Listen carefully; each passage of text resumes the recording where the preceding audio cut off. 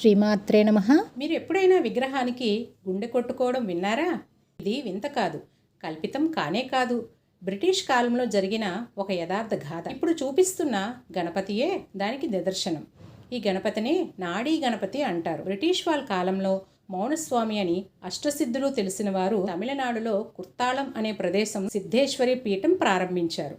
ఆ సమయంలో గణపతి మూర్తికి ప్రాణప్రతిష్ఠ చేస్తుంటే సర్ అజ్బాల్ అనే ఆయన ఇంకొంతమంది రాతి విగ్రహానికి ప్రాణప్రతిష్ఠ ఏమిటి అని వెటకారించారు. అప్పుడు మౌనస్వామి ఒక డాక్టర్కి పిలుచుకురమ్మని చెప్పి ఆ ప్రాణప్రతిష్ఠ అయిన విగ్రహానికి పరీక్షించమంటే విచిత్రంగా గణపతి విగ్రహానికి హార్ట్ బీట్ పల్సు వినిపించాయి. అయితే ఈ శబ్దం ఎక్కడి నుండైనా వస్తుందేమోనని పరిశీలిస్తే అది మానవాతీతమైన శబ్దమని గ్రహించి చేతులు జోడించి గణపతి ముందు ప్రణమిల్లారు. ఇంతటి అద్భుతం ఆ విగ్రహంలో కనిపించింది కాబట్టి ఆ విగ్రహానికి నాడీ గణపతి అని పిలుస్తారు.